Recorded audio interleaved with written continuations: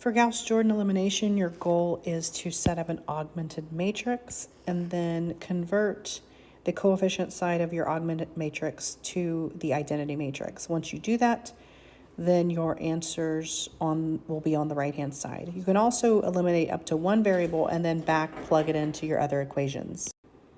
So I'm going to work these out and write off to the side what I'm doing in the process.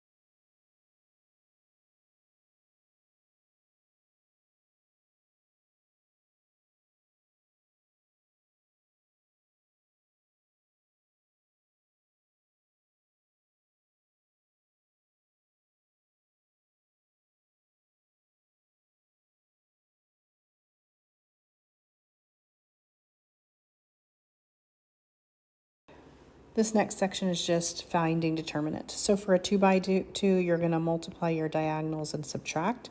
So here you're going to say negative 3 times 4 minus 5 times negative 3, negative 12 minus a negative 15, that's plus a positive. Your determinant here is going to be 3. For a 3 by 3, you can use your diagonals or your cofactors. So if you're using your diagonals, you're going to take the first 2 columns and slide them over and multiply your diagonals. So you would multiply 2 times 1 times 1 plus 3 times 2 times 2 plus negative 5 times negative 5 times 1. And then you are going to subtract the second set of diagonals going the other direction. So 2 times 1 times negative 5 plus 1 times 2 times 2 plus 1 times negative 5 times 3. You would just add and subtract using order of operations here. You would have 39 minus a negative 21. So you end up with a positive 60 as your determinant here. You can also use the other method, which is cofactors. And so if I did cofactors here, I would not need those 2 columns shifted over. I would just have to pick a row or a column and use my cofactors of that row or column. So if I did this bottom row, I would do 2 times the 2 by 2 determinant that's left over. Since this is in an odd position, I would say negate that and then multiply it by the 2 by 2 that's left over there. And then the last one by that determinant that's left over when you take that one out. And so I'm going to do it exactly like I did above. I'd say 6 minus a negative 5. 4 minus 25, and then 2 minus negative 15. And then, of course, again, do order of operations. 22 plus 21 plus 17 is going to give me, again, 60. Finding the inverse, you will have to calculate the 2 by 2 manually. So my first step is to find my determinant. I'm going to multiply 6 and 4 minus negative 10 times 10. So that's a determinant of 124. I'm then going to take that determinant and use the reciprocal and multiply it through to a changed matrix. I'm going to switch my 4 and my 6, switch that diagonal, and then I'm going to negate these so that positive 10 becomes a negative 10. This negative 10 becomes a positive 10. You're just negating those. And then you're multiplying through. So I have 4 over 124, negative 10 over 124, positive 10 over 124, and 6 over 124. And when you are stopping at just finding the inverse, you do want to reduce those. So I would reduce those out as much as possible and then leave it in fraction form. Now this next one wants me to solve using an inverse. And so in this case, I would not reduce my inverse until I get to the very end. So I'm going to do the same thing. I am going to set up a coefficient matrix and basically set up an equation that I'm solving for that XY matrix. I will find the determinant of my coefficient matrix, which is negative 30 minus 6. So my determinant's going to be negative 36. Use my reciprocal here. Switch my first diagonal, negate my second diagonal, and multiply through. So my inverse is going to be 5 for 36.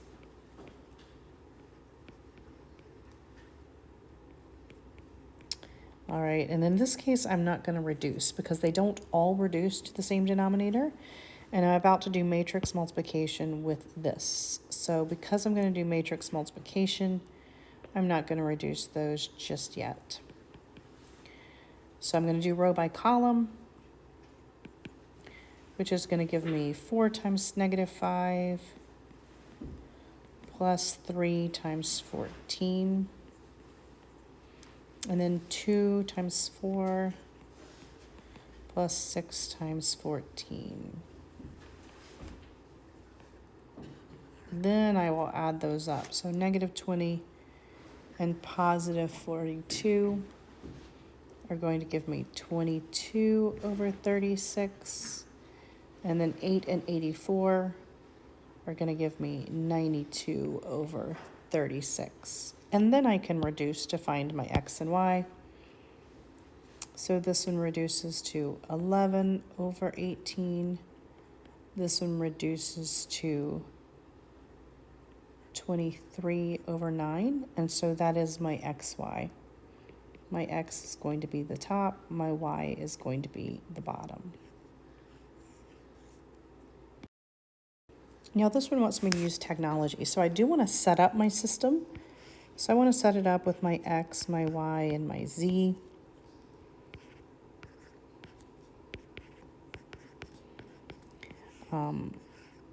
But in this case, I'm going to find the inverse using my technology, and I can do my matrix multiplication as well.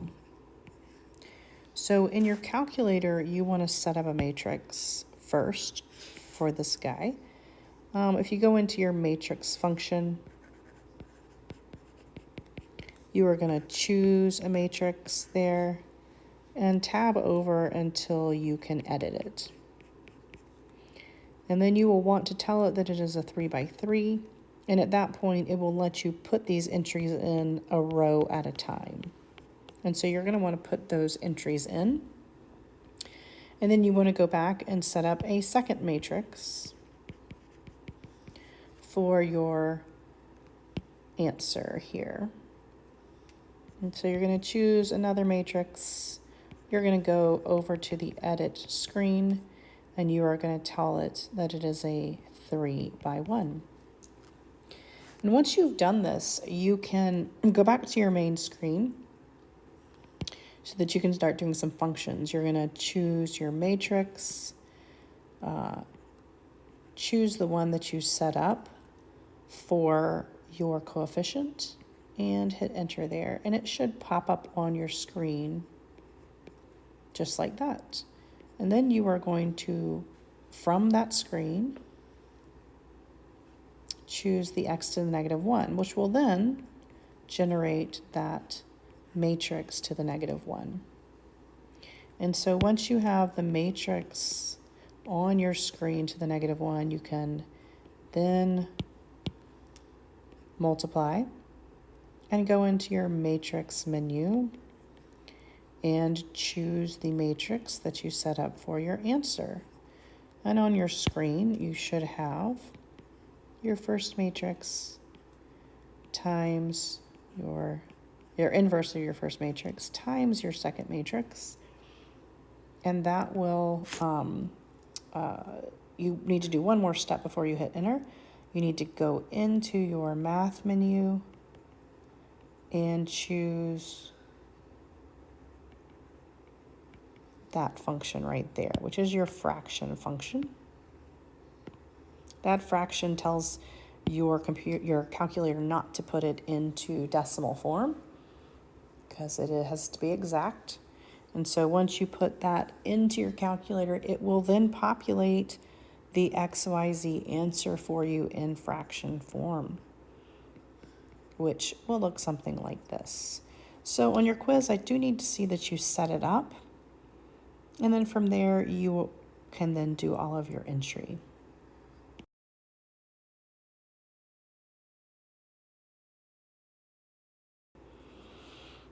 You use Kramer's rule to solve, and this is telling you to do it manually. And so when it wants you to use Kramer's rule to solve, you are going to set up a coefficient matrix. You are going to set up an X matrix where you replace that first column with your answers. Your X column is replaced with your answers. And then you will do a Y matrix where you replace the second column with your answers. You need to find the determinant for each of these.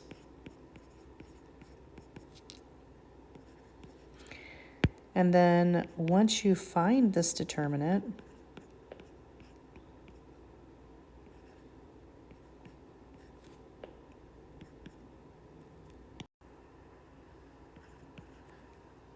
you will then be able to find your X and your Y.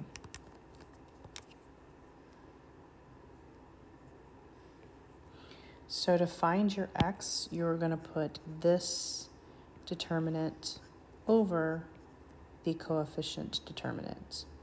And you do need to reduce, they're both divisible by 3. To find your Y value, you're going to put your Y determinant over your coefficient determinant. And once again, both divisible by 3. So your XY answer is going to be the 23 over 9 and the negative 11 over 9.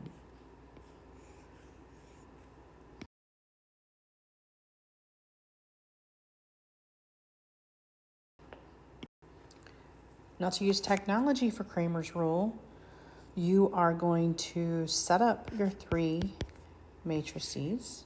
So you're going to still set up your X, your Y, and your Z for these.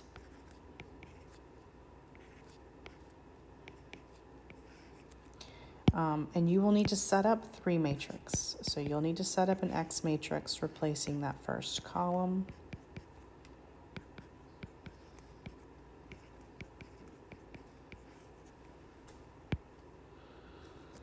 And honestly, if you're using Kramer's rule, I personally would use one of these to find my variable, and then I would plug it back in. So for example, I would solve using Kramer's rule. I would solve for X or Y because I have a 2-variable equation.